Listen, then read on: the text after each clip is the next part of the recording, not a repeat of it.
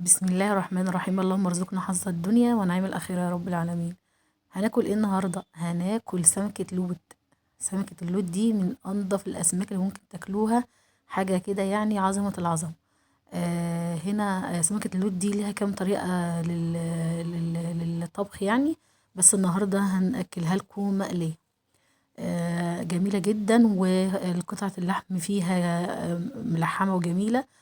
لو محدش بياكل السمك اعملوا الطريقة دي واتحداكوا ان هو هيحبها. هنا كنا جايبين السمكة متنضفة وحطيناها في الفريزر لحد ما نستعملها يعني. ودلوقتي طبعا طلعناها النهاردة عشان هنستعملها يعني. وقطعناها زي ما انتوا شايفين كده. هنعمل لها بقى خلطة تعمر النافوخ. هنا دي كانت القطع اللي طلعت منها ما شاء الله، ممكن تقطع لك 5 6 7 قطع. السمكية حلوة. ممكن تجيبي مثلا لو انتوا فردين او 3 تقضيكوا. لان ما شاء الله فيها قطع لحم يعني مش كله سل، لا ما شاء الله ملحمة. والقطعة منها بتشبع وجميلة. هنا كانت القطع كلها اتقطعت اهي، وهننزل بقى بالتتبيلة بتاعتنا.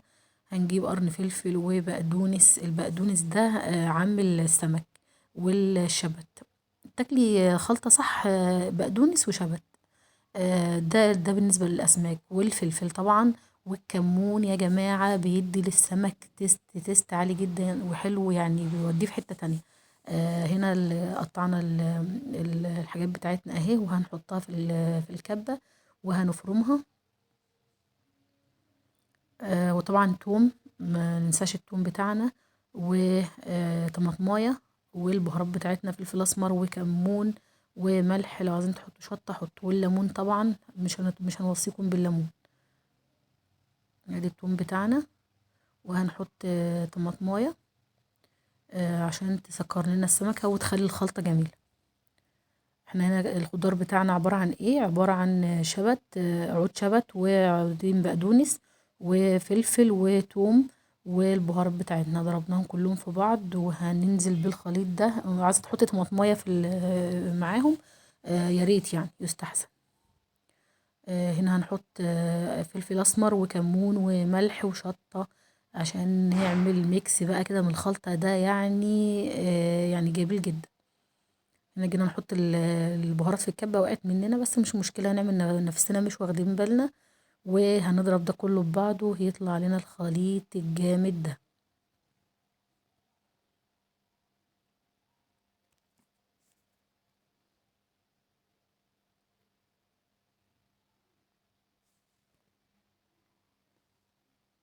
هنا بقى ننزل بالليمون بتاعنا. وخلطة كده يعني خلطة تخش يعني القلب والعقل وكل حاجة. والبطن بقى تخش البطن تعمرها على طول. اعملوا سمكة اللوت بالطريقة دي، ويا ريت تشتروا سمكة اللوت. سمكة نظيفة وسمكة جميلة جدا. ومش محتاجة يعني حد يتكلم عنها لأنها سمكة جامدة جامدة جامدة.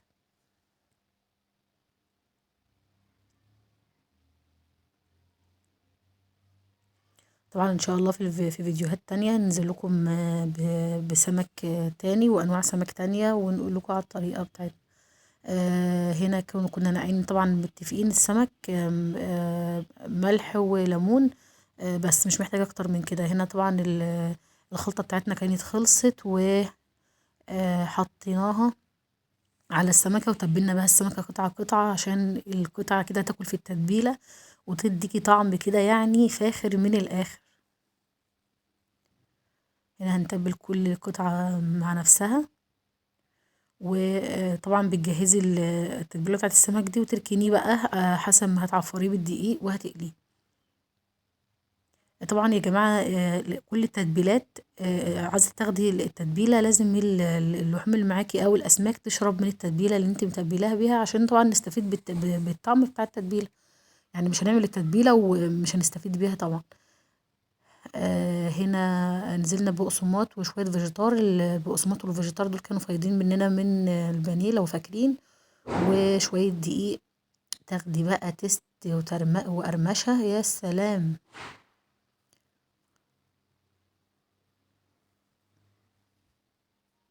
عايزة اقول لكم الصواريخ في كل حتة. احنا بنفرقع يا جماعة واحنا ماشيين. آه هنا خلاص كنا حطينا الدقيق اللي هنعفر بيه السمك و هنمكسه في بعضه كده، وهننزل بيه بعد طبعا كان السمك يتبل ساعة او اتنين. وهنا بقى اللي هنعفره بالدقيق وننزل بيه في الطاسة بتاعتنا. زي ما انتوا شايفين اهو، احنا جايبين لكم كل حاجة خطوة بخطوة عشان ما نفوتش عليكم اي تركة من اللي احنا بنعملها. وهنا بنعفر السمك، ما شاء الله قطعة السمك جميلة وملحمة وحلوة، يعني القطعة تاخديها مش عايزة تاخدي تاني يعني، وحلوة. جربوا السمك الدنيس ده، السمك اللود، سمكة اللود دي يا جماعة جميلة جدا، ويعني حاجة كده عظمة. ناخد بقى كل قطعة ونتبلها ونعفرها بالدقيق، طبعا هي متبلة. احنا تبلناه وركناه على جنب، يعني هو ما ياكل في التتبيلة كل ما تاخدي تيست منه جامد. هنا بقى كنا عفرنا كل الدقيق بتاعنا بالسمك بتاعنا. هنا هنعمل ايه؟ هنولع في البصلة بتاعتنا علشان هنحمر البصلة بتاعتنا جامد عشان نعمل رز صيادية، وهنعمل رز حبة وحبة. هنا هننزل بالدقيق اهو. كانت كل الكمية بتاعتي اتعفرت بالدقيق عشان تتقلي. وانا كنت هنا احنا كنا هنا معلقين على البصلة عشان تحمر. وكنا طبعا غاسلين الرز بتاعنا.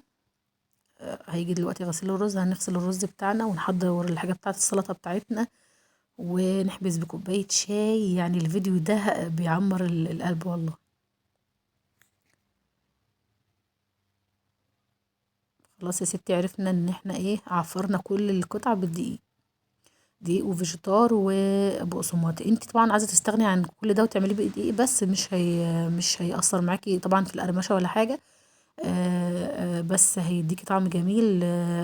عايزه تستغني عن الدقيق عن الفيجيتار او البقسماط براحتك، واعملي بدقيق فقط المتوفر عندك استعمليه. احنا كان فايض عندنا الفيجيتار والبقسماط فاستعملناهم، يعني عشان ندي قرمشه يعني ايه للسمك، يعني احلى كمان.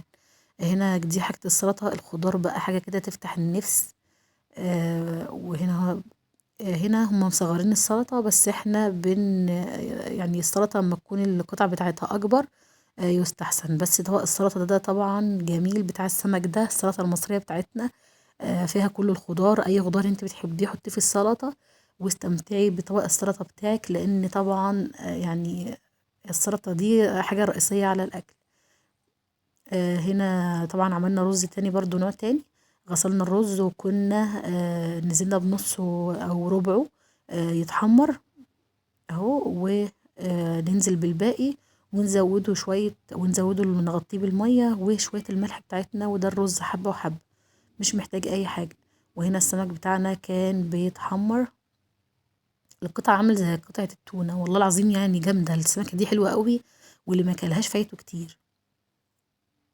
هنا نزلنا بالمية بتاعتنا يا دوبك نغطي الرز بتاعنا وشوية الملح ونغطي عليه ياخد غلوتين، ونهدي عليه يستوي على مهله. على مهلك يا عم، الرز يستوي على مهلك.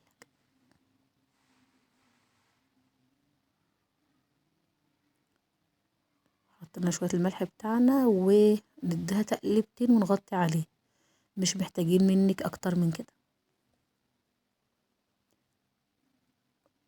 وطبعا الرز ابو بصل هنحمر البصلة، وطبعا بنكون غاسلين الرز بتاعنا وننزل بيه على البصل، نحط المية بتاعتنا تاخد غلوتين وننزل بالرز بتاعنا. شفتوا بقى قطعة السمك طالعة مقرمشة وتحفة.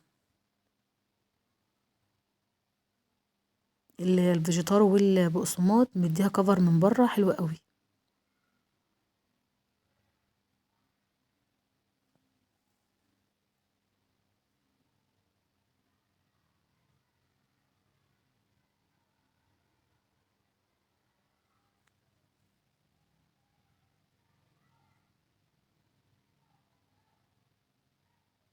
دي كانت السمكة بتاعتنا النهاردة واتحمرت خلاص. وعملنا رز بصل بتاعنا اهو. بتحمري البصلة جامد وتنزلي بالمية ياكلوا غلوتين، انزلي بالرز بتاعك وسن السكر والبهارات بتاعتك وشوية ملح، وغطي عليه برضو ياخد غلوتين، وهدي عليه تاكلي احلى رز مفلفل وزي السكر. ده الرز بتاعنا الحبة وحبة، كان لسه مغليش. وده كان اكلنا النهاردة، ودي تكملة السلطة بتاعتنا. هنا بيحبوها صغيرة، بس الأفيد عشان كل العصارة اللي في الخضار تفضل موجودة فيها ان انت تقطعيها كبيرة. وده كان أكلنا النهاردة، ودي كانت سفرتنا النهاردة، ويا رب نكون أمتعناكم النهاردة بالسمكة الجميلة دي، ويا رب تجربوها وهتعجبكم إن شاء الله. بالطريقة دي سهلة وبسيطة وما فيهاش أي ابتكار، ويا ريت نكون أفدناكم النهاردة، نكون دايما خفاف على قلبكم. والسلام عليكم، والسلام عليكم ورحمة الله وبركاته. ما تنسوناش باللايك والاشتراك في القناة عشان نكبر بيكم.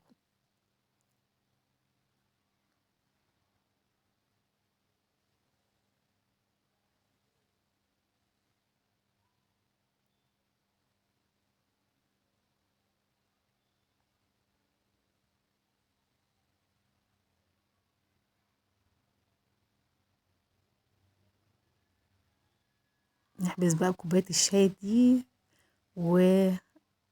ونظبط دماغنا، وأحلى كوباية شاي بعد السمك وبعد الفطار، حاجة كده عظمة العظمة. ما تنسولاش باللايك والاشتراك في القناة، والسلام عليكم ورحمة الله وبركاته.